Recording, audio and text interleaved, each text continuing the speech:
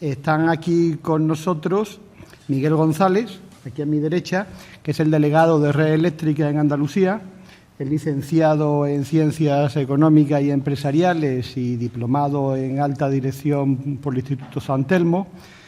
Y, bueno, pues tiene una gran experiencia. Yo creo que la más destacable aquí en esta casa es que esta ha sido su casa durante mucho tiempo. Ha sido directivo, alto cargo de la Diputación durante muchos años antes de incorporarse a Red Eléctrica, y nos va a responder las preguntas que puedan aparecer sobre el sistema de transporte, que ayer estuvimos viendo.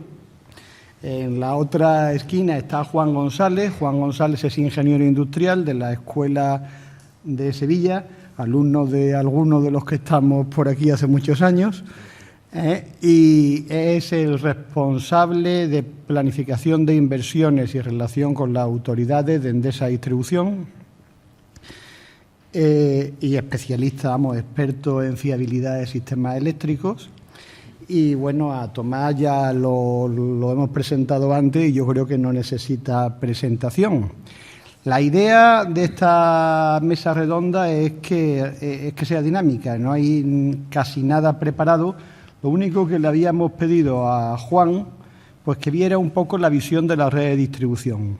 Ayer, cuando Jacob habló de las aplicaciones pues de pequeño tamaño, pues quizás las de distribución se quedaban, no eran ni las grandes del transporte ni las pequeñas que hablamos allí. Y le hemos pedido que 3 minutos, Juan, des un flash sobre los sistemas de distribución antes de empezar la ronda de preguntas, y empezamos a pensar qué preguntas vamos a hacer, pues para aprovechar todo este tiempo que, como Tomás vuelve a Madrid, pues tenemos que sacarle todo el jugo que podamos, ¿eh? Venga, Juan, pues si quieres, entre 3 y 5 minutos. Juan, que si no, bien. Aunque se oiga bien, no graba bien. Perfecto. Bueno, pues desde el punto de vista de la red de distribución, quería explicaros un poquito, cómo vemos desde la distribuidora, el tema del almacenamiento. Ya habéis hablado largamente sobre la tecnología, también sobre la regulación. La visión que yo traigo aquí es de economía natural, es decir, si no hubiera regulación o si la regulación fuera totalmente permisiva, ¿tendría sentido instalar almacenamiento? No, porque si el almacenamiento resuelve problemas, al final acabará haciéndose su hueco en la regulación y podrá sustituir otras cosas, ¿no? Cuando llegó el móvil, desaparecieron todas las compañías de búsqueda. Si alguien inventa un cacharrito que se enchufa a la red de distribución y nos arregla todos los problemas, pues se acabarán las inversiones clásicas, ¿no? Entonces, ¿qué es lo que mueve al final los negocios, ¿no? Antes de que el regulador te permita o no te permita hacerlos, ¿no? Pues las tendencias. Entonces, ¿qué tendencias globales? ¿Sí? Sí, perdón. ¿Qué tendencias globales tenemos aquí? Pues, por un lado, el incremento de energía renovable. Aquí hay unos datos de la Agencia Medioambiental Europea, pero vamos, podemos ir a cualquier fuente. Todos sabemos que si vamos hacia un mundo descarbonizado, va a haber que aumentar la penetración de renovables. ¿Y eso qué va a suponer para la red de distribución? Pues mayor variabilidad en la generación.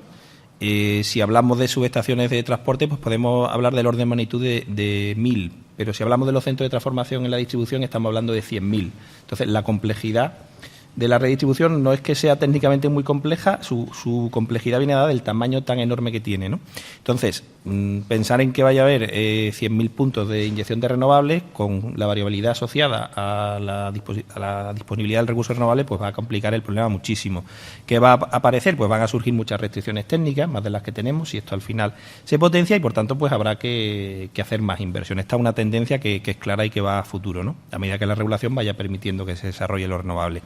Otra tendencia también muy clara, la bajada de precio del almacenamiento por mejora tecnológica. Aquí hay un ejemplo de batería de ion litio en los últimos años, es una tendencia a la baja, pero bueno, ya habéis estado viendo estos días, o ayer y hoy, ¿no?, sobre tecnología, cómo la cosa va mejorando. Entonces, puede ocurrir que baje tanto el almacenamiento que sustituya a las inversiones en red de distribución, ¿no? Entonces, estas dos tendencias, ¿cómo pueden afectarnos en el futuro? Bueno, pues yo voy a traer aquí 2 o 3 problemas que tenemos ahora en la red de distribución y traigo, pues, con la visión de economía natural, cuándo el almacenamiento los podrá sustituir. Un problema que tenemos más o menos frecuente es que hay zonas de la red que son menos robustas. Esto es como el ejemplo de las autopistas, ¿no? Nosotros tenemos autopistas y carreteras comarcales, pues la red de distribución es lo mismo, hay grandes líneas, grandes corredores y también hay pues zonas que son más débiles, entonces puede ser que haya una zona, un municipio que esté más aislado y que llegue un momento en que por crecimiento de la demanda no cumplamos la calidad reglamentaria, entonces la regulación prevé eso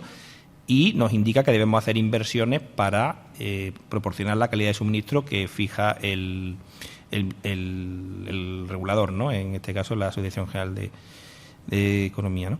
De la AESE, la de Energía. Entonces, ¿cuál es la solución tradicional? Pues desarrollar nuevas líneas, subestaciones que requieren unos plazos asociados a la consecución de permisos. Entonces, nosotros tenemos soluciones, estos puntos corresponden a actuaciones reales, ¿vale?, que tenemos en nuestro plan de necesidades y son los costes en euros por kilovatio, ¿vale? O sea, miles de euros por megavatio. Entonces, bueno, pues hay outlier, hay sitios muy aislados donde puede ser muy caro llegar con una redistribución porque tengas que hacer 10 kilómetros de red por una zona boscosa, aparte de conseguir problemas de permiso.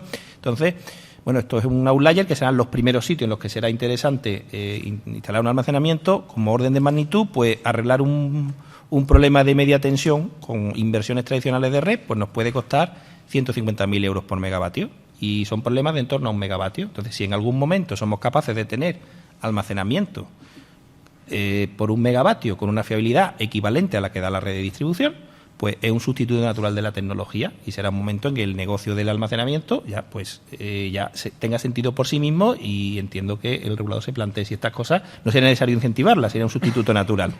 En la alta tensión, pues del orden, los costes de la alta tensión son del orden de 150 a 200.000 euros por megavatio, lo que pasa es que los problemas son del orden de 10 megavatios. Entonces, si somos capaces de tener una tecnología de 10 megavatios de almacenamiento con una fiabilidad equivalente enganchable a la red de alta tensión, pues podemos sustituir inversiones en líneas o en subestaciones tradicionales, ¿no?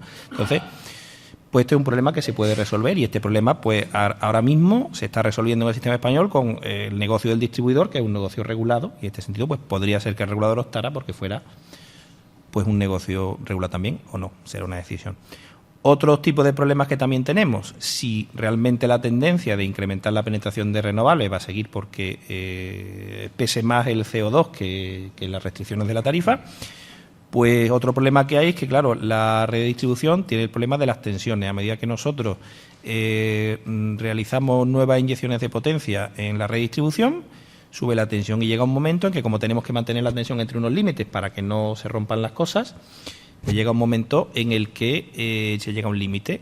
En la red de media tensión, en la reactancia del orden de la resistencia, nosotros gestionando la potencia activa con baterías somos capaces de modificar el perfil de tensiones. Es decir, que donde ahora mismo, si yo introdujera mucha generación en la red de media, necesitaría hacer refuerzos o limitar la capacidad porque ya no cabe más porque tengo problemas de tensiones. Si hubiera un almacenamiento disponible porque la tecnología lo permita, podría gestionar la potencia activa instalando almacenamiento distribuido y me ahorraría inversiones de red. El coste, el mismo que en el caso anterior, también un negocio regulado.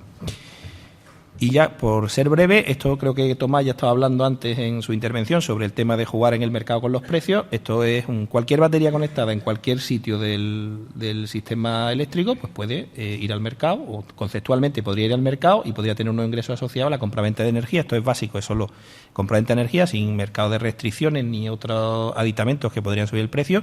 Y bueno, pues en base a los precios de energía del año 2012-2013, una batería de 1 megavatio pues se podía sacar 12.000 euros nada más que jugando con los precios, sin entrar en otros juegos que le permitirían más ingresos, ¿no? ¿Por qué digo esto? Bueno, porque normalmente las restricciones técnicas en la redistribución son en las etapas en las que climatológicamente es más duro el tiempo, ¿no? En invierno y en verano. Entonces, ¿qué ocurre? Que la redistribución no siempre necesita las baterías para gestionar técnicamente. En primavera y en otoño, que normalmente además cuando se hace más mantenimiento, las baterías pues pueden dejar de tener función de activo que se utilice técnicamente y podrían participar en esquemas como estos bajando los costes totales. Esto es una cosa que no está todavía definido en ninguna regulación, pero bueno, simplemente la batería tiene la ventaja frente a instalaciones tradicionales de red que también puede ir al mercado, ¿vale? Y bueno, para el cliente doméstico no voy a entrar mucho porque creo que ha habido una ponencia de 1 hora ya sobre el tema del autoconsumo y el almacenamiento. Simplemente recalcar que en el caso de instalación de baterías a nivel de cliente, primero Otra tendencia que viene es el vehículo eléctrico, o sea que vamos a tener una batería en casa ya con ruedas y habrá que ver, hay proyectos de investigación destinados a tratar de gestionar mejor estas baterías. Y luego que para el cliente final siempre seguridad y simplicidad. O sea, aquí no somos, la señora María no es un técnico porque no le toca, entonces la solución que finalmente exista, el que se llevará el gato al agua será el que tenga una solución simple y segura. Aquí muchos somos ingenieros y nos gusta cacharrear, pero a la gente normal no le suele gustar. Entonces, conclusiones muy rápido por terminar. No todos los servicios son necesarios todo el tiempo. El almacenamiento pues permite mezclar distintos tipos de negocios, tanto el regulado como uno liberalizado yendo a mercado, y que será la bajada de precio la que dispare que empiecen a funcionar este tipo de negocios, ¿no? Independientemente de que el regulador luego permita que funcionen. Y nada más, el que no me quiero enrollar. Gracias. Muchas gracias, Juan. Comentario desde el punto de vista del transporte antes de empezar las preguntas. Bueno, yo hago algún comentario, como yo soy de las personas normales, porque no soy ingeniero, aquí todo, pues no, es que yo creo que esto no funciona, ¿eh? ¿Sí funciona? Bueno, pues no se enciende la luz, ¿eh? Sí. No, solo algunas reflexiones, porque los aspectos técnicos ya ayer mi compañero os contó el proyecto que estamos desarrollando en Carmona de la pina de almacenamiento y yo no voy a insistir ni además soy técnico. Pero sí, bueno, sabéis que nosotros como transportistas y operadores del sistema estamos arriba, tenemos las grandes autopistas y de transporte de energía eléctrica y tenemos esa responsabilidad de construirla y mantenerla, y tenemos la otra parte de responsabilidad que para mí es la más importante. La primera son los cacharros y los hierros, que es la operación del sistema, es decir, garantizar la continuidad, seguridad y fiabilidad del sistema eléctrico. Entonces yo, cuando se empiezan a implantar nuevas tecnologías, dos reflexiones. Primero, la seguridad es clave. Es decir, mientras que en otros procesos podemos permitirnos fallos, en el sistema eléctrico no podemos permitirnos fallos. Es decir, yo por un instante solamente digo, imaginaros que nos quedamos sin luz en este momento. ¿Qué ocurre aquí y qué ocurre en la calle? Es decir, si estamos trabajando, dejamos de trabajar automáticamente. Los ordenadores dejan de funcionar, bueno, tienen batería, pero bueno, las comunicaciones, es decir, todo se colapsa. Es decir, el sistema económico es cada día más dependiente de la electricidad. Por tanto, experimentos con gaseosas. Como primera reflexión, eso no quiere decir que no tengamos la capacidad de abrir la mente a todo lo que nos viene. Dicho eso, y para que quede claro, bajo mi punto de vista, el almacenamiento es la solución, no es ningún problema. El almacenamiento es la solución para el cambio del paradigma energético del mundo.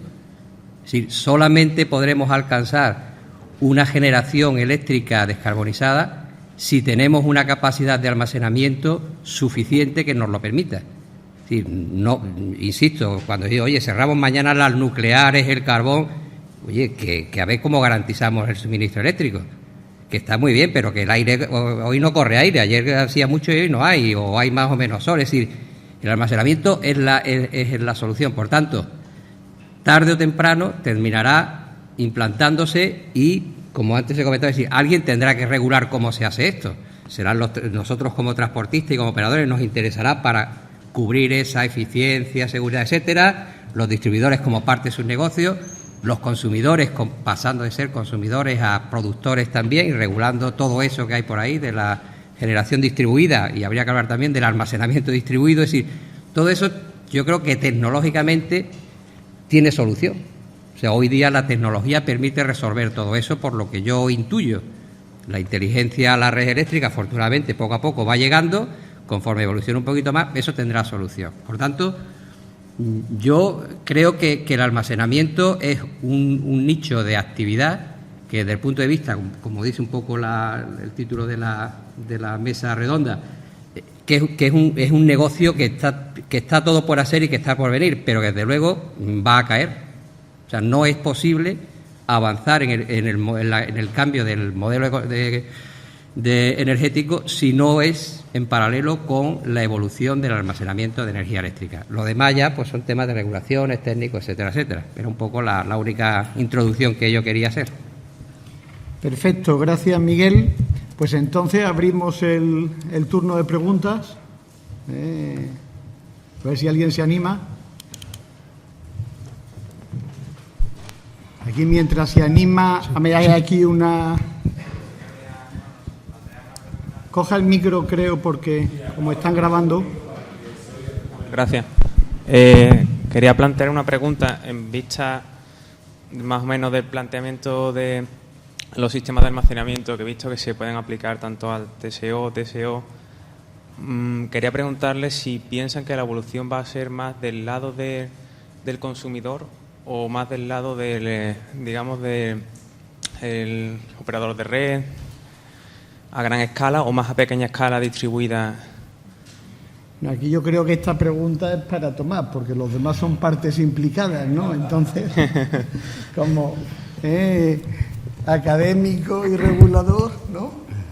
Bueno, yo creo que hay un tema que es tecnológico, ¿no? O sea, es decir, pues igual que hoy día, primero el almacenamiento, por lo menos el que yo estoy hablando fundamentalmente, que son baterías de ion litio y es un poco la tecnología más prometedora, es muy modular, entonces, y de pequeña escala. Es decir, que lo que tú puedes hacer es, y en ese sentido se parece mucho a la fotovoltaica. O sea, la fotovoltaica, lo que se ha visto es que es una tecnología que, siendo modular, permite aplicaciones domésticas o comerciales y permite aplicaciones a gran escala. Entonces, tenemos plantas fotovoltaicas de 300, 400 megavatios, se están instalando, pero también tenemos paneles solares que tenemos en casa de 3 kilovatios. Entonces, los análisis económicos que se han hecho hasta ahora ven que el hacer una gran instalación tiene unas ventajas de eficiencia, por un lado, y de economías de escala, que hace que prácticamente el coste esté 2:1. Es decir, el coste por kilovatio de una central fotovoltaica a nivel de 300, 400 megavatios, incluso de 100 megavatios, comparado con los paneles que instalamos en casa o en aplicaciones domésticas, está más o menos en 2:1. Entonces, lo que no quita es que todo ello haya bajado espectacularmente los costes en los últimos 4 o 5 años. Es que no ha habido más. Yo lo que he comentado antes es que yo creo que con estas tecnologías que estamos viendo, que Tesla, por ejemplo, tiene una fábrica inmensa que está haciendo en Estados Unidos. El otro día anunció Nissan que va a crear una fábrica espectacular también de baterías. Probablemente vayamos a ver unas bajadas de costes espectaculares en estos módulos, y lo que también intuyo es que cuando haces instalaciones a gran escala, pues puede haber algunas eficiencias adicionales. No sé muy bien cómo, porque, por ejemplo, en los paneles es muy claro que cuando tú tienes una instalación grande puedes hacer seguimiento del sol, en fin, son mejoras, ¿no? El mantenimiento pues es más fácil también. Entonces, en storage no sé cuál habrá, pero típicamente puede haber instalaciones de todas. El business model a mí me parece más, yo creo más en el de pequeña escala que en el de gran escala. Me parece que es más fácil que un business model que sea básicamente, que sea eficiente y que permita que las baterías reduzcan costes a los consumidores, porque tengan precios horarios, que lo hemos comentado antes. El arbitraje es una cosa importante, y en un sistema descarbonizado mucho más, porque va a haber unas fluctuaciones de precio más altas. Y por otro lado, la oportunidad también de reducir los pagos que haces por uso de redes y realmente reducir la necesidad de redes. Creo que ese modelo de negocio a nivel doméstico puede funcionar, o de consumidor. Bueno, puede solo funcionar. un añadido sobre esa reflexión. Al hacerlo más descentralizado, ¿la complejidad no se aumentaría del sistema? Complejidad ya la tenemos encima, es decir, que los sistemas se están volviendo más complejos porque en el momento en que los consumidores empezamos a hacer gestión de la demanda, empezamos a instalar fotovoltaica, empezamos a conectar coches eléctricos, necesitamos smart meters y necesitamos comunicaciones y señales de precio más dinámicas. Esa complejidad hoy día, con las telecomunicaciones, con los sistemas de información, entiendo que no es mucho más que la gestión de los móviles. O sea, los móviles efectivamente pues han vuelto el sistema mucho más complejo, pero lo que sí es verdad es que los consumidores vamos a seguir siendo igual de tontos. O sea, lo has comentado. Tontos o simples. Lo has comentado tú, pero evidentemente la gestión energética no va a ser lo que no te deje dormir, vamos. Todos los sistemas serán automáticos y serán fácilmente... Tú te relacionarás con ellos por tema de coste y de confort, pero no mucho más. No vas a...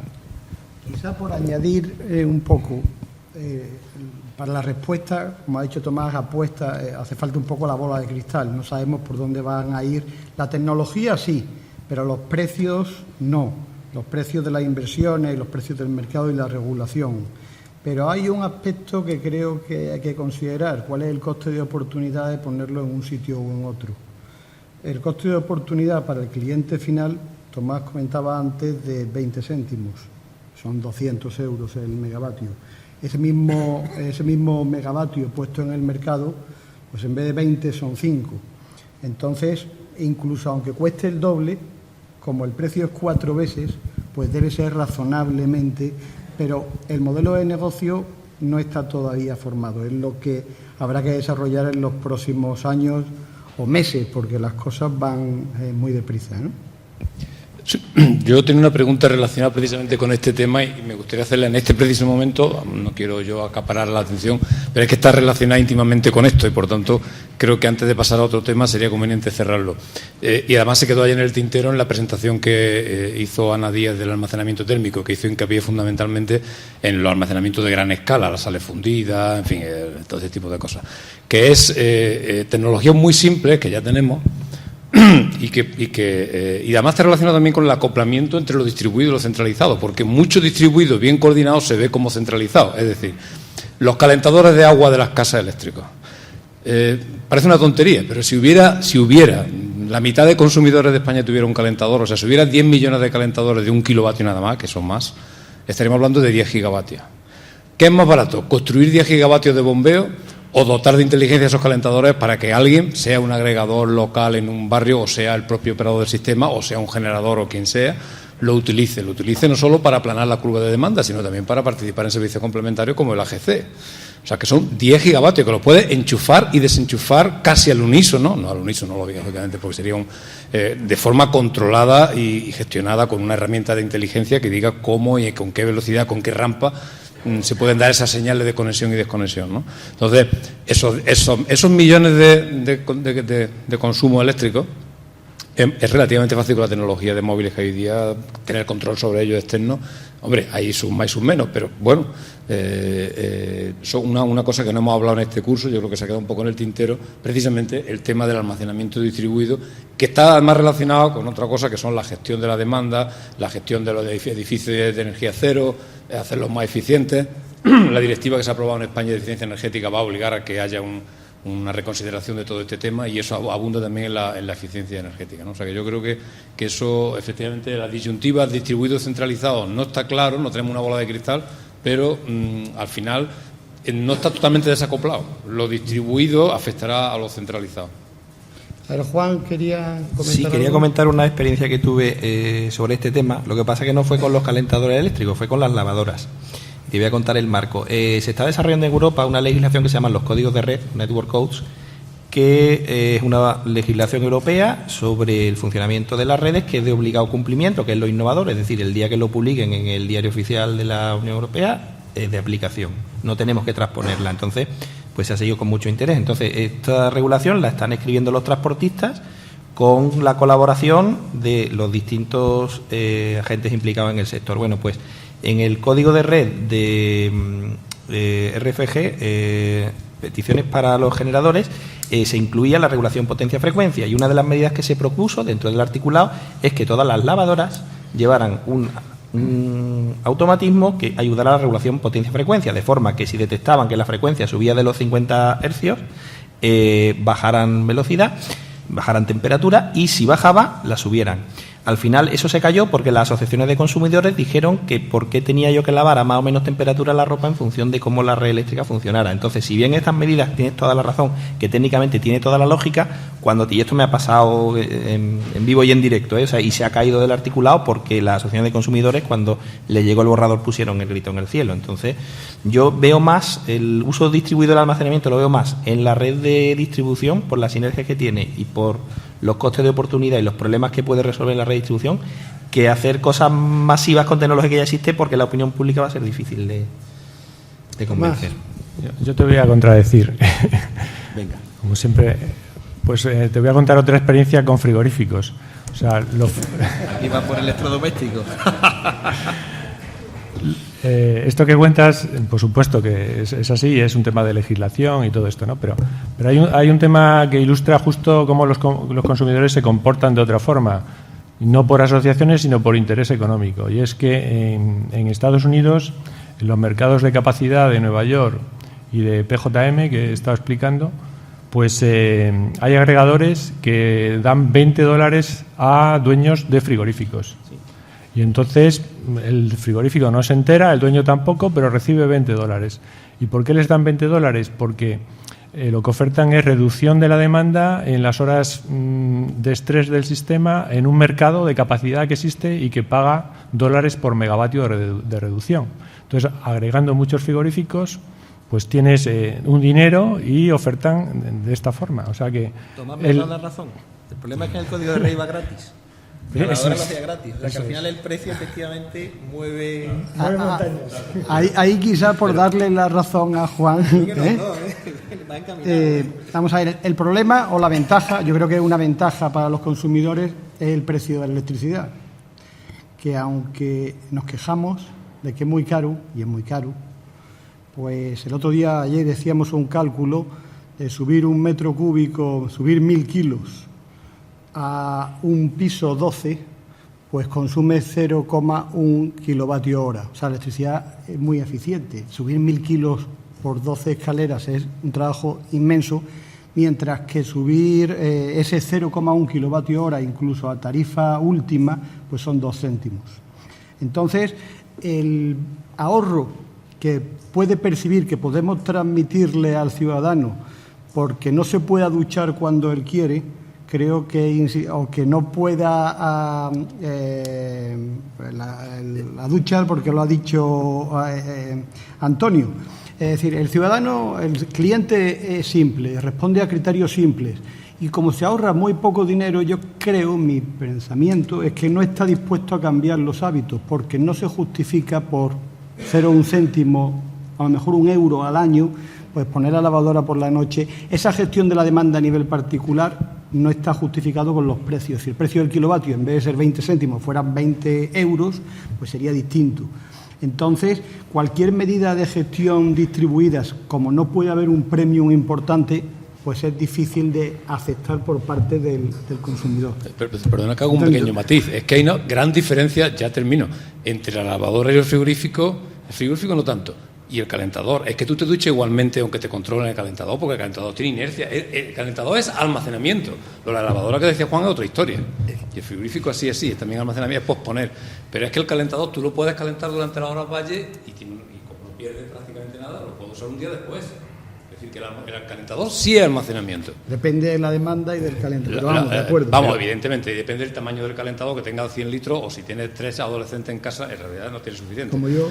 Está claro. A ver, Miguel, y luego le damos la palabra. También voy a decir, yo creo que efectivamente se estaba hablando un poco más de gestión de la demanda que de almacenamiento, ¿no? O sea, yo creo que, por responder un poco a la pregunta, el almacenamiento a gran escala tiene sentido seguramente para una empresa como Red Eléctrica, para el TSO, porque efectivamente puede permitir maximizar la integración de energías renovables en gran cantidad. Cuando hay los 20.000 megavatios eólicos dando vueltas, o tienes una capacidad muy grande de almacenamiento o no lo almacenas, y ahí está el papel básicamente del almacenamiento por cualquiera de los sistemas que sea, pero donde va a estar el volumen importante para gestionar la demanda va a ser en el almacenamiento distribuido. Porque estamos hablando de, ya el calentador sí que puede ser un poquito de almacenamiento, Pero me voy a otro extremo que todavía no lo hemos dicho quizás porque hay muy poco, que es el vehículo eléctrico. El vehículo eléctrico, desde el punto de vista de la gestión y de la operación del sistema, es fundamental, pero la capacidad de almacenamiento, porque ya estamos hablando de baterías con una cierta capacidad, ¿no? Bueno, si en cada casa un vehículo eléctrico que pueda cargarse por la noche y que si después no lo usa o determinadas horas tú lo vuelcas después en la red, efectivamente ahí sí hay una gran capacidad. La complejidad es la tecnológica, pero yo insisto que creo que eso no puede ser nunca la dificultad. Seguro que hay sistemas que hagan agregar la demanda, la oferta, de forma que el distribuidor, el transportista, no se tenga que entender con 200.000, sino con 2. Pasó ya en los eólicos, que al principio teníamos un problema grave porque había que entenderse con cada uno de ellos, y eso se resolvió. Pues lo mismo, igual que hay parques eólicos y que se va agregando pues lo mismo a nivel del consumidor particular. Y vamos a ver cómo agregamos esto, ¿no? Pero yo creo que para mí el vehículo eléctrico se puede convertir, aparte de la eficiencia del sistema, en el mayor almacenamiento de energía eléctrica de un país, puede venir de la mano del vehículo eléctrico. A ver, el señor de azul y luego la señora de blanco. Sí, buenas tardes. Yo quería plantear un caso real que estamos viviendo y me gustaría, a ver si me resuelven algunas dudas que tengo, ¿no? Evidentemente la electricidad es barata, como comenta, pero hay algo que se nos olvida, que es el término fijo que pagamos, ¿no? Y pongo un ejemplo. Existen muchos edificios, yo en concreto trabajo en una empresa de ascensores, en el I+D, en investigación, y existen muchos edificios de los años 60, 4 niveles, en los que cuando lo compraron eran jóvenes y ahora evidentemente ya tienen una edad, y hay personas que están encarcelados en sus viviendas porque no tienen un ascensor. Cuando vamos a ofrecer un ascensor, lo primero que hay que cambiar la instalación eléctrica. Entonces, idea, mantengo la instalación eléctrica, cojo una batería y el pico inicial, porque el ascensor, el momento inicial es cuando consume, 2-3 segundos, después baja muchísimo. Aparte no hace falta acumular mucha energía porque estamos hablando de una vivienda pequeña que se mueve un poquito por la mañana cuando bajan a hacer el pan y demás, y por la tarde cuando vuelven, y acumulamos esa energía en esa batería de la propia red eléctrica, por ejemplo. Podemos obviar el hecho de poner paneles solares, que se podría, y las cargo por la noche cuando la electricidad está más baratita. No pago un fijo permanente muy alto, que eso sí lo notan esos usuarios, que no olvidemos que son pensionistas y que el dinero ahí sí le importa. Entonces, ¿qué problemas en el marco actual podemos encontrar a nivel legal de hacer ese tipo de instalaciones?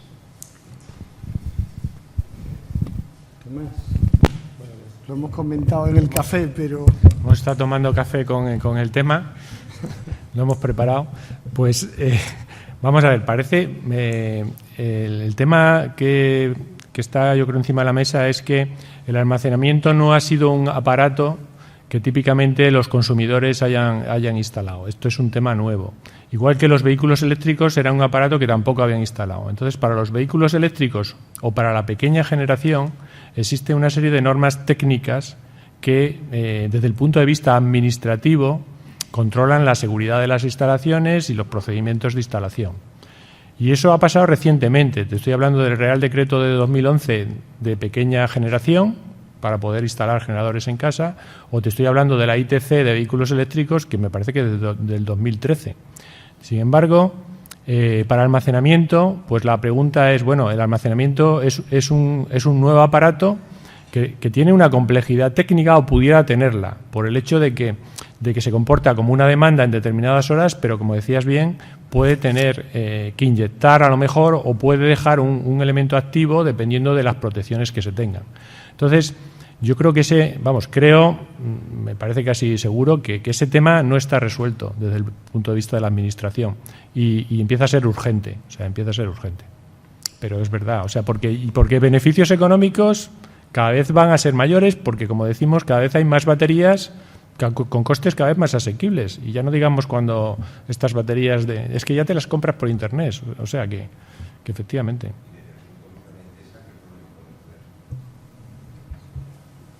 Bueno, como comentaba Tomás, hay una legislación vigente y es necesaria una instrucción técnica complementaria para desarrollar este tipo de instalaciones. En el momento en que se apruebe, si no se inyecta, bueno, tendrá que cumplir todos los requisitos de seguridad asociados a la normativa vigente. Hemos comentado antes que, por ejemplo, para comprar aparatos y conectarlos a los enchufes en casa, cualquier aparato tiene el sello que lo aprueba la Comunidad Europea, que es un sello que garantiza que ese aparato, de acuerdo a sus condiciones de construcción, fabricación, y los fabricantes se responsabilizan de que cumplen todas las normativas de seguridad, ¿no? Si realmente pudiéramos instalar baterías conectadas a un enchufe que vinieran acreditadas y que te las venden en el IKEA o en tal o cualquier otro sitio, pues digo IKEA, pues habría una parte del problema que se habría resuelto, por otra vía distinta, que es una vía administrativa distinta. No es la de una instalación, sino la de un aparato. La señora de blanco. Ya, hola. Más que todo, lo mío era una reflexión en base al comentario del profesor Expósito y de ustedes en general, en relación al pico de la demanda y cómo podemos beneficiarnos con el almacenamiento. O sea, yo considero que cualquier teoría es positiva siempre y cuando se ahorre un porcentaje de ese estrés que se le produce a la red. O sea, si ustedes convencen a cierta cantidad en porcentaje de la población para que coopere, y aunque sea pagando o no pagando, para que se disminuya en porcentaje ese estrés en la red, es positivo. O sea, para mí, o sea, no van a lograr nunca, yo creo que todo el mundo esté de acuerdo en todo tipo de comportamiento en cuanto a bañarse a tales horas o a usar la lavadora, pero que se logre una cierta cantidad de porcentaje al mes, yo creo que, o al día, perdón, a las horas picos, pues eso ayudaría mucho a reducir los costes o por lo menos al estrés de la red y no sé, es mi teoría, que solamente estamos viendo como que si nos comportamos todos de una sola forma o los otros de una sola forma, y yo creo que el lograr que haya un porcentaje que pueda colaborar con que se disminuya el estrés en las horas pico, pues eso sería positivo para todos, yo creo. Era simplemente una reflexión. Yo no sé si en la charla que he dado ha quedado claro, pero yo creo que la idea de lograr cosas tiene un precedente y es que, o tiene unas premisas, y es que estamos en un mercado. Entonces, al estar en un mercado y tener una serie de señales que son todas económicas, pues tú no puedes dar instrucciones, no puedes. Entonces, la gente tiene que reaccionar a precios y servicios. Y a veces los servicios no están creados, los precios están mal dados, pero es el camino. O sea, desde el momento en que tú has liberalizado un mercado y ya pues los consumidores, además hay libertad de inversión, o sea, los consumidores tenemos libertad para poner nuestra fotovoltaica. En el momento que lo técnico esté resuelto, tú podrás decir cómo gestionas tu energía con tus propios recursos, comprándola o no comprándola. Por lo tanto, el énfasis de los cambios de la regulación y tal está en diseñar que esos servicios y que esos precios llegan adecuadamente a los que toman las decisiones, que cada día pues son grandes empresas, pero también son pequeños consumidores. Ese es el reto, yo creo.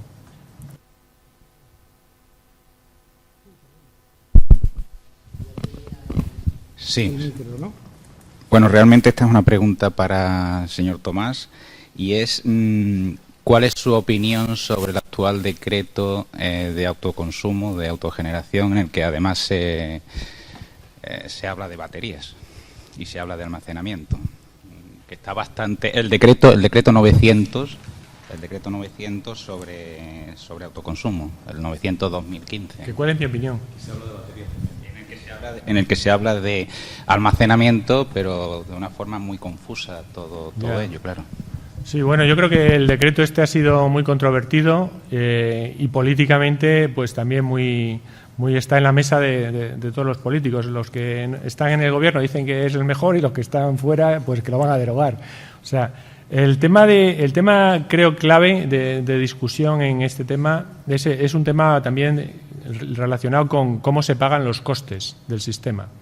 Y es que se ha puesto, este Real Decreto se pone justo en la antítesis de todo lo que han sido otras medidas que se han tomado en otros países para promocionar tecnologías, por ejemplo, instalar generación fotovoltaica. Hay países, como he explicado antes, que tienen net metering. Eso es un incentivo, porque ni siquiera esos que están instalando se están beneficiando de un incentivo que es no pagar los costes, sino recibir los 20 céntimos de euros en vez de los 5 euros por lo que produces, que es lo que tendría, más o menos, ¿no?, que tendrías que recibir. Luego es un incentivo. Este Real Decreto se ha puesto justo en el ámbito distinto. Ha quitado cualquier incentivo al net metering y lo que ha hecho además ha sido que hay otros incentivos, que es de la energía que tú consumes, que tienes que pagar por ella 20, hay como del orden de 15 que son costes que tiene el sistema. Esos costes que tiene el sistema son los subsidios de las renovables, los pagos de las extrapeninsulares, el pago del déficit y el pago de las redes.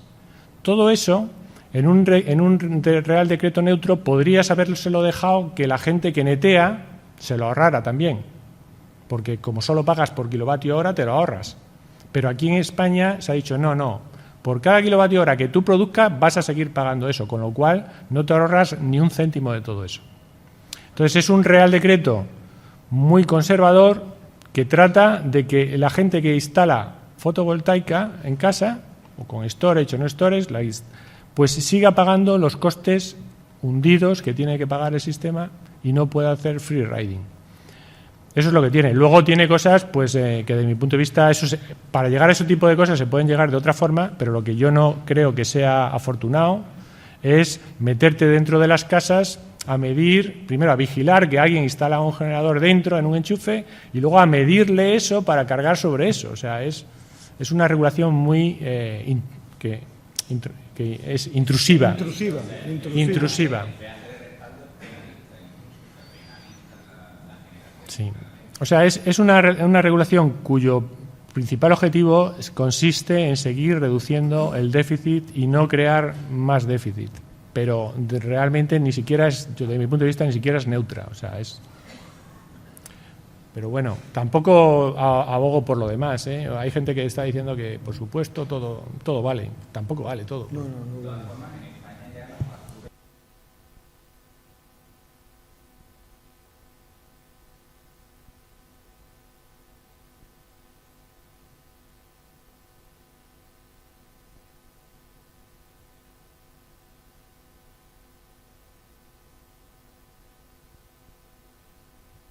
De nuevo ahí el problema es que tenemos un país con poca transparencia. Entonces, la metodología de tarifas no es una metodología que esté aprobada y refleje los costes en los distintos términos. Con lo cual, nadie sabe cuánto de esto que has comentado tú es en esa línea o en la otra. Todavía no sabemos si pagamos muchos costes fijos o no en el término de potencia, porque no hay una metodología que te diga exactamente cómo se hace.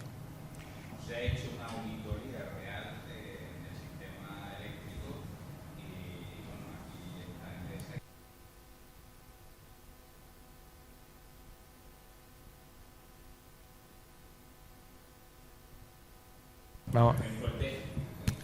Legalmente hay dos temas. Siempre se discute dos temas. Uno es cuántos costes son los que hay reconocidos, y eso está en boletines oficiales del Estado, está tal. Podrás estar o no de acuerdo con ello, pero los costes que están reconocidos y que las empresas han incurrido y tal, todo eso está legislativamente regulado. Y luego es cómo se cargan esos costes a los consumidores. Y esta segunda parte es la que no está en ningún lado, porque no hay una metodología. Se sabe que la suma coincide cuando no hay déficit, que ahora ya no tenemos déficit, pero el cuánto pagamos de fijo, cuánto pagamos de kilovatio hora, y si tuviéramos que pagar fijo por ser consumidor, no tanto por tener kilovatios contratados, porque ahora fijaos que la gente está bajando la potencia contratada para pagar menos fijo, pero eso no resuelve tampoco el futuro déficit que podamos tener. Hay por dar una... Para los que no estén tan familiarizados, el consumo medio en España de un consumidor doméstico, no industrial, no el medio total, viene a ser unos 3.000 kilovatios hora. Esto es una factura de unos 600 euros al año, que son como 50 euros al mes, 1,5 € al día. De esos 50 euros al mes, pues hay una potencia contratada de algo más de 4 kilovatios, eso viene a ser unos 17, 18 euros de potencia de término fijo, y eso es a lo que nos estamos refiriendo. Estos casi 20 euros, que es como un 40% de la factura total, está recogiendo los costes fijos del sistema. Los costes fijos del sistema pues son la red de transporte, la red de distribución, la Comisión Nacional, pero luego también está recogiendo el pago de las renovables y el pago de la deuda. Y todo eso pues son los costes fijos del sistema. Hay que distribuirlo y, como ha dicho Tomás, si baja la potencia contratada, pues el coste permanente del sistema es constante, el numerador constante, denominador más pequeño, el ratio pues subirá. Si todos hacemos acumulación de energía, pues al final el juego terminará en el mismo sitio, porque tendremos que dividir lo mismo entre más. El problema es, o sea, el objetivo es hacerlo el primero, ¿no? El first movers, que es el que se llevará el posible beneficio que hay allí. No, ¿quién? Usted, ¿no? ¿Quién? Usted iba primero, me parece, sí, el de blanco, el señor de blanco. Vale, yo no me voy a salir del tema, pero voy a cambiar un poco, digamos, la vista de mi intervención. Yo quería hacer una pequeña reflexión, ¿vale? Y es que, digamos, este cambio de modelo, porque es un cambio de modelo, el basar la producción en la energía renovable, viene impulsado por un movimiento social, que es dejar de usar los combustibles fósiles. Entonces, cuando todos estamos hablando aquí por ejemplo, de rentabilidad, de modelo de negocio, que debe ser algo que debe existir, porque una pata de la sostenibilidad es, por supuesto, la económica. Pero a mí me da miedo que se pierda de vista el objetivo real de cuál es este movimiento, que es crear un sistema energético sostenible. Entonces, cuando se habla, por ejemplo, antes lo del no todo vale, es que no puedo estar más de acuerdo, pero yo lo utilizo al revés. Es que no se puede crear un modelo de negocio que no tenga que el objetivo no sea la sostenibilidad. ¿A qué me refiero con esto? Por ejemplo, lo de los costes fijos. Nosotros no podemos, mi opinión es abogar por los costes fijos, que está claro que todo el mundo tiene que pagar, digamos, los costes hundidos o las inversiones que se han hecho del Estado. Si abogamos por los costes fijos, no se está propiciando, digamos, un ahorro, porque si todo el coste de la electricidad fuera variable, ahí efectivamente el consumidor tendería a gastar la menos electricidad posible. Eso es un ejemplo. También es verdad que yo soy un mero estudiante sin experiencia laboral ni nada, ¿no? Pero por ese tema quiero seguir y decir que, por ejemplo, la generación distribuida parece ser que, digamos, es un poco más sostenible que una generación centralizada, pero también tiene muchos problemas. La construcción de todas las baterías para todas las casas, a lo mejor quizás no es lo más sostenible del mundo. Con la intervención que tuvimos ayer con Farok, nos explicó, por ejemplo, toda la crisis de materiales, toda la reutilización y reciclaje de las baterías y de las pilas de combustible. Entonces, cuando se habla de, aunque el título de la mesa sea modelos de negocio, que deben existir, porque así el mundo se mueve por dinero, efectivamente, pero el título del curso es sostenibilidad energética. Entonces, a mí me da un poco de miedo que se pierda ese objetivo cuando hablamos de entrar a modelos de negocio. Ya quien quiera me responde. Sí, yo iba a hacer un comentario. A ver, yo creo que efectivamente tenemos que ir a un modelo de sostenibilidad energética porque en ello nos va la vida. Es decir, la supervivencia de este planeta va por el cambio de modelo. Luego, de poco nos va a servir el dinero si estamos mal. Estamos viendo a los chinos que no pueden ni andar por la calle por el modelo que tienen. Luego, no creo que nadie quiere ir. Es decir, yo confío en que cuando hablamos de sostenibilidad estamos entendiendo el mensaje e insistiendo en que efectivamente la sostenibilidad o tiene las tres patas. Una silla tiene que tener tres patas mínimo, si tiene dos se cae. La económica, la social y la ambiental. Luego eso es la clave. Y después con respecto, es decir, esto evidentemente son opciones que el regulador y los que tienen la responsabilidad de organizar todo el sistema tienen que tener. Es decir, hay costes que evidentemente están ahí, como son las redes de transporte y distribución, porque sin ellas es imposible. Hay otros que pueden ser discutibles, es decir, oye, el déficit tarifario, las primas de las renovables, el déficit de los sistemas extrapeninsulares, eso puede ser, la deuda, todo eso puede ser o discutible si se imputa. Pero hay algo más clave, es decir, yo no sé si nos damos cuenta, es decir, las carreteras no las pagamos cuando pasamos con el coche. Y en función del número de veces que paso con el coche pago, se pagan con nuestros impuestos. ¿Por qué no se pueden pagar las infraestructuras eléctricas con los presupuestos generales del Estado? Entonces, cada uno pagará según sus impuestos, directos e indirectos, y en proporción seguramente a lo que tiene o deja de tener. Pues si esa infraestructura, igual que las carreteras y el mantenimiento de las carreteras, se pagan con los impuestos generales del Estado, oye, pues que la infraestructura de transporte y distribución se pague con los impuestos generales del Estado. Ya tenemos evitado un problema. Y solo repercutimos el consumo real. Pues fíjate la diferencia, es decir, ahora mismo el coste de generación de energía sobre el precio final que pagamos, no sé si está en torno al 20 o al 30%, yo no tengo el dato exacto, igual tú lo tienes mejor, pero teniendo en cuenta que tenemos los impuestos también, ¿no? Pero es decir, doble impuesto, el IVA más el impuesto eléctrico. O sea que hay soluciones, es decir, el generar energía no es caro. Y el modelo energético al que vamos debería ser que fuera igual de barato o incluso más barato, porque será una energía limpia. El tema es cómo hemos organizado históricamente todo el sistema eléctrico. Y eso es posible cambiarlo, pero no depende de los que estamos aquí. Venga, a ver, señor de Cuadros. También un poco hablando de las infraestructuras, que se ha hablado aquí del almacenamiento como una opción para reducir los picos de demanda y el estrés en las propias redes. ¿Eso realmente tendría un beneficio real en redes que ya están instaladas? ¿O realmente no sería tan interesante como puede parecer en un principio?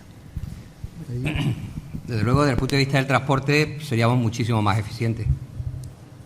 Sin duda. Vamos, yo no quiero bajar a temas técnicos porque entonces me vaya a coger y me pierdo, pero sí es mucho más eficiente. Sí, nosotros tenemos unas redes preparadas para una punta de demanda que no sé si son 200 horas al año. Si logramos quitar esas horas de en medio, desde luego seríamos mucho más eficientes y las redes podríamos utilizarlas de mejor forma. O sea que yo creo que sí, que es relevante, ¿eh? A ver, Juan. Sí, para la red de distribución. El botoncito. Sí, está dado. Para la red de distribución al final es un tema de coste, es lo que te comentaba antes en estos 5 minutos. Tú ahora mismo tienes una red que no tiene bastante capacidad, la red serán 200 horas o 500 horas, tú tienes que hacer una instalación para tener suficiente capacidad, porque la instalación tiene que ser segura y no se puede poner en riesgo a las personas. Y si tú explotas una cosa por encima de su capacidad, pues acaba reventando, eso no es admisible. Entonces, si ahora mismo tú lo resuelves con una línea que te cuesta 150.000 euros y puedes poner algo más barato que se llama almacenamiento, pues pondrás el almacenamiento, bajarán los costes del sistema, porque al final harás una cosa que cuesta 100.000 euros en vez de una que cuesta 150.000, y al final se repartirán esos menores costes entre todos los clientes y pagaremos menos. Entonces aquí, desde el punto de vista de economía natural, sin entrar en la regulación, si hacemos una solución más barata a un problema que tenemos, pues evidentemente será bueno para todos. Tomás. Sí. Hay un tema ligado con el anterior comentario y con este, que es cómo vamos a cumplir los objetivos de reducción de emisiones. Es decir, si queremos que en el 2050 el sistema esté mucho más descarbonizado y consigamos tal, necesitamos el sector transporte y el sector climatización son los dos sectores difusos que más emisiones están dando. Entonces, los escenarios futuros pasan por la electrificación del transporte, mucho del transporte, o sea, del transporte por carretera, y también probablemente si tenemos un sistema limpio en energía eléctrica, también la electrificación de la climatización. Y eso significaría pues que la demanda que tenemos actualmente tuviera que crecer de forma importante, demanda eléctrica. Y ante un crecimiento de demanda eléctrica, la gran pregunta ¿es distinto hacer un crecimiento de demanda eléctrica en infraestructuras de forma eficiente o ineficiente? Y ahí es donde aparece el storage y ahí es donde aparecen todas estas señales económicas de las que hemos hablado en el curso. O sea que los escenarios que ahora planteamos de crecimiento de la demanda, claro, después de 5 o 6 años o 7 que llevamos sin crecer, pues la gente dice, pues si no va a crecer la demanda, ¿qué hacemos con toda esta infraestructura? Tal? Pero es que no hay muchas otras soluciones. Si no electrificamos el transporte, no sé cómo vamos a llegar a reducir las emisiones. Yo como soluciones, Juan, ¿puedes poner tu presentación la página 2 o 3? ¿Cuál? ¿Esta quizás? Esta, Juan no ha estado antes en la ponencia de Tomás, pero en la ponencia de Tomás, en la primera pantalla aparecía una curva interesantísima que ponía la evolución, que era como otra que hay aquí, pero que llegaba asintóticamente a 140 kilovatios hora. Y entonces mirad lo que pone aquí. Es decir, en el año 2018 o 19 era la tendencia, según tu curva, antes del 20 a los 140 kilovatios hora, ahora estábamos en 400.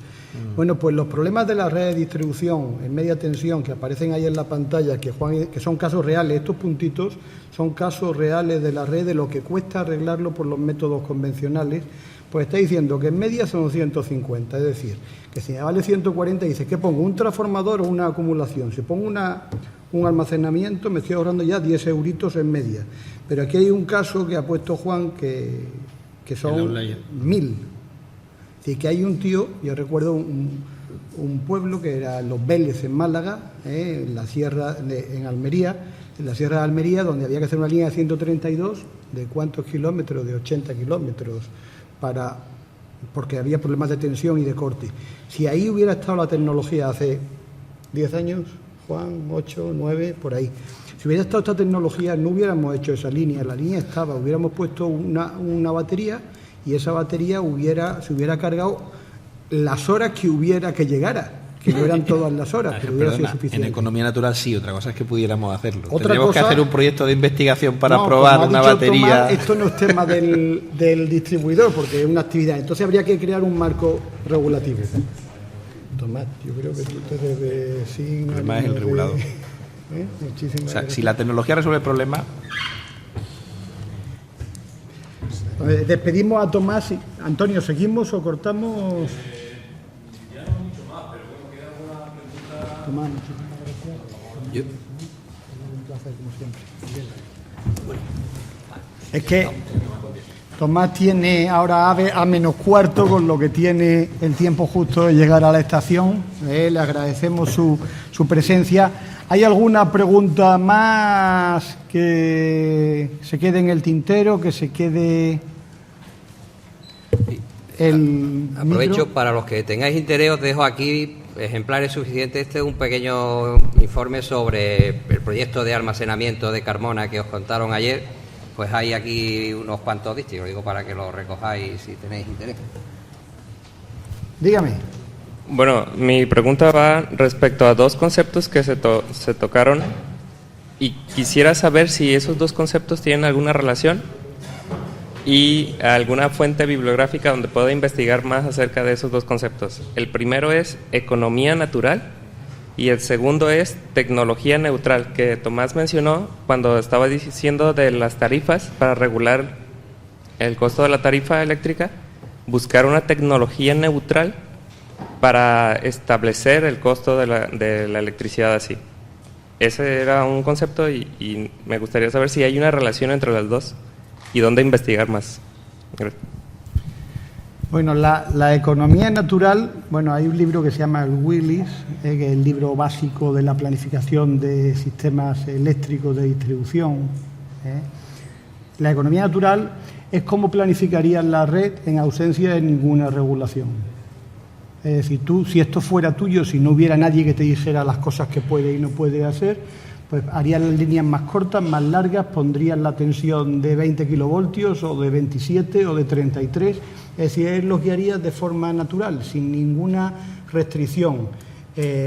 Estarían separados los mercados de generación y distribución, por ejemplo, el transporte tendría que ser una cosa distinta de distribución, es lo que respondería a la iniciativa del empresario, ¿vale? Entonces eso viene en el Willis, que es el Power Distribution Reference Book, que lo puede buscar en internet, está, si no nos pone un correo y le mandamos el link. Y la tecnología neutral, no sé bien qué quería decir Tomás cuando dijo esa frase.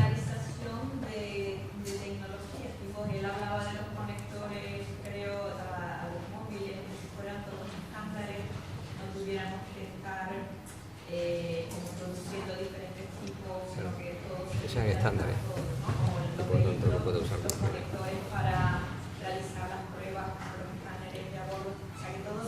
Sería la tecnología universal, la universalización de la tecnología, pero yo creo que entonces no tiene conexión un término con el otro. No sé, a ver aquí los catedráticos si la tecnología neutral. Estamos hablando de que no haya fronteras, de que no haya dificultades, de que la propiedad industrial esté suficientemente regulada para que todo el mundo pueda acceder a la misma tecnología, aunque sea haciendo frente a los costes de su desarrollo, los royalties de la patente. Pero lo que decía el profesor era definir los mercados en función de un producto neutro. Sin tener en cuenta si se refiere a litio o a flujo, etc. Claro, si me refiere depende de la tecnología. Claro. Venga, más preguntas. A lo del reciclaje, perfecto. Por favor, el micro. No sé si es necesario, yo me imagino que llevan años en la parte de reciclaje de pues lo que estaban hablando de baterías, etcétera, que ustedes tienen, me imagino, programas de reciclaje para reutilizar aquellas baterías que, o sea, tienen ese tipo, o sea, o contratan baterías que sean, ¿cómo dicen? Reusables. Biodegradables, reusables. Sí, o sea, que sean, ¿cómo dicen? Como los cartuchos, o sea, que son sí, reacondicionadas para su uso. Reciclables. Reciclables, o sea, tienen uso, tienen programas de uso con baterías reciclables. Ten en cuenta que el estado actual de la tecnología de almacenamiento en la red es todavía de proyectos pilotos. Entonces, yo creo que Jacob ayer ya comentó que hay proyectos de uso de segunda vida de una vez que un vehículo eléctrico pues haga usted su vida útil, se puede utilizar en la red. Entonces eso ahora mismo está en fase de investigación y desarrollo todavía. Hay otro ejemplo del sector de éxito, por ejemplo, los motores de barco diésel viejos pues acaban siendo pequeñas centrales que ayudan en la isla a pasar las puntas, ¿no? Entonces es posible que haya un campo para que una vez que una batería ya no tenga las prestaciones necesarias para un vehículo eléctrico, que tendrá un requisito de intensidad a lo mejor en un determinado tiempo que no pueda facilitar y se sustituya, que se pueda reciclar, pero dependerá de las pruebas y ya te digo que ahora mismo el estado que está es de investigación y desarrollo. Entiendo que ese tipo de cosas, si tiene sentido, se probarán y saldrán adelante. Si no, pues harán proyectos de investigación, se probarán y dirán, pues no sirve tampoco para el sistema eléctrico, habrá que desmontarlo, habrá que tratar los residuos como se desguaza un transformador cuando ya no se utiliza y bueno, pues los residuos tóxicos se neutralizan y el acero pues se vuelve a meter en un alto horno, ¿no? Y se vuelve a utilizar, ¿no? Ya, yo simplemente una curiosidad, o sea, cuando tienes los racks, o sea, con los bancos de batería, te dan, cuando las compras nuevas, bueno, tienen su tiempo de vida útil, o sea, de descarga, ¿no? Que vamos a suponer que duren 5 años.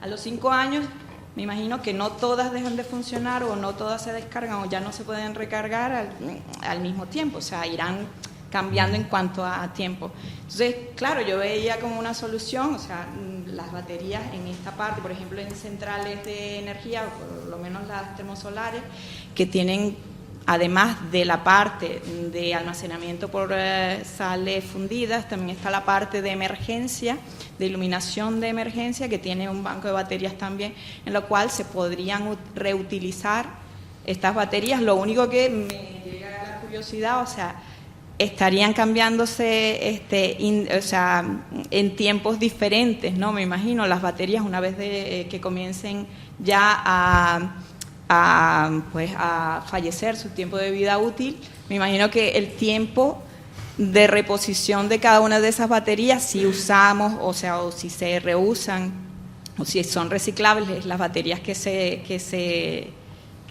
para aprovecharlas, ¿no? Y para disminuir los costes. Me imagino que el tiempo sería diferente, ¿no? En reposición tendrían constantemente que tener una inversión para esas reposiciones, ¿no? O sea, la verdad es que ahí no teníamos experiencia. No, en baterías no, pero en centros de transformación sí. O sea, los centros de transformación tendremos como 100.000 centros de transformación y la tasa de fallo 100, 150.000, en función de los que contemos. O sea, 100.000 150.000 máquinas y un 1% se rompen. Bueno, pues se sustituyen. Pues lo mismo si hay un proyecto en funcionamiento de baterías, pues evidentemente se irán sustituyendo. No, yo creo que ella se refiere a, pasado un periodo razonable de la vida útil, pues habrá baterías que carguen al 80, otras al 60, otras al 30. Entonces yo me imagino, pero ahí no tenemos experiencia porque nosotros hemos trabajado en distribución eléctrica, entonces el tema del almacenamiento hay todavía, en el futuro esperamos que sí, pero ahora imagino que la solución será hacer una clasificación previa y clasificarlas pues en 5 grupos, entre el 20 y el 40, entre el 40 y el 50, y hacer bloques homogéneos pues para darle un programa de carga y descarga distinto. Y de presupuesto, porque aunque la idea del reciclaje no solamente es para aprovechar, o sea, ese tipo de desperdicio o de desechos, o sea, de reutilizarlos, también es disminuir el coste, porque se vende a... Ahí ha comentado Juan un tema que creo que es importante. Ha dicho la palabra si tiene sentido. Si tiene sentido. Si tiene sentido. En el tema de las baterías no tenemos experiencia, en el tema de los contadores muchas. Estuvimos haciendo programas, Endesa ha cambiado hasta ahora 8 millones de contadores de electromecánicos a inteligentes. Ahí pues se generaba un montón de contadores que podían ser objeto de un negocio. Lo intentamos, los costes de transporte, de montaje, desmontaje y tal eran superiores a su precio en el mercado, por lo tanto no tiene sentido. Y entonces hay que proceder a la eliminación. De la eliminación pasamos a que costara dinero a que nos pagaran por eliminarlo, ¿no? Entonces, pero unas cantidades pequeñas. Intentamos mandarlo a algún país de África, era imposible. Vale. Ahí me están diciendo que ya se acabó, que time is over, ¿no? Media hora de retraso. Pues nada, muchas gracias a todos y cualquier cosa, pues ahí están los correos electrónicos de todos nosotros. Oficial.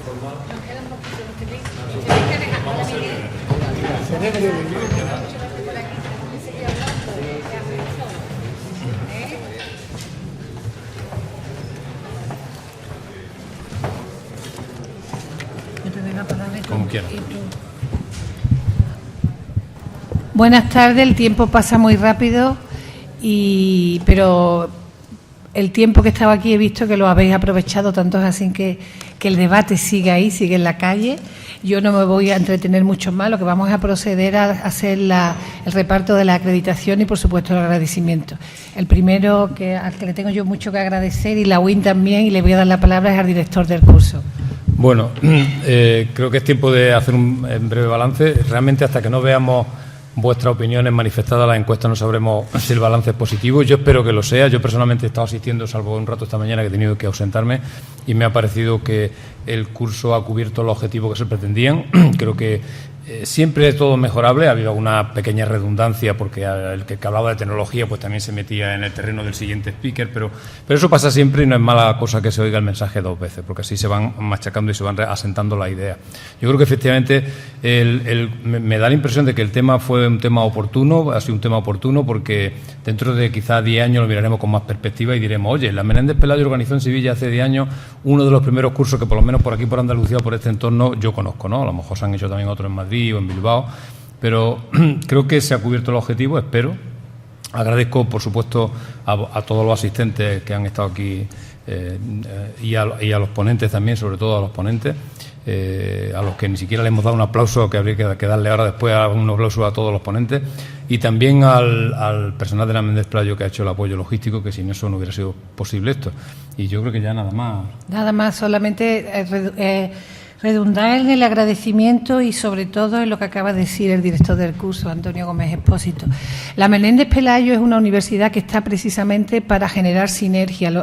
El no tener cursos, no tener una programación de cursos durante todo el año, como sí tenemos en otras universidades, te permite la libertad de crear foros, de crear pequeños espacios de debate. Y en este caso, la energía es un tema que merece que nos sentemos y que reflexionemos, quizás aparte, un poco lejos de ese ruido político, y que reflexionemos juntos, universitarios por un lado, aquí ha habido representantes de las universidades, investigadores, por ejemplo, de instituciones como el Consejo Superior de Investigaciones Científicas, y representantes de entidades que están teniendo que tomar decisiones en el campo de la energía presentes y futuras, y por supuesto, además de eso, representante de empresas que tienen mucho que decir y mucho que ganar y mucho que perder también en ese futuro energético. Nada más, yo estoy, como dije al principio, encantada que hayamos llegado hasta aquí, que hayamos vuelto a crear, porque la UIN la tenía, una escuela de energía, pero por razones que no vienen al caso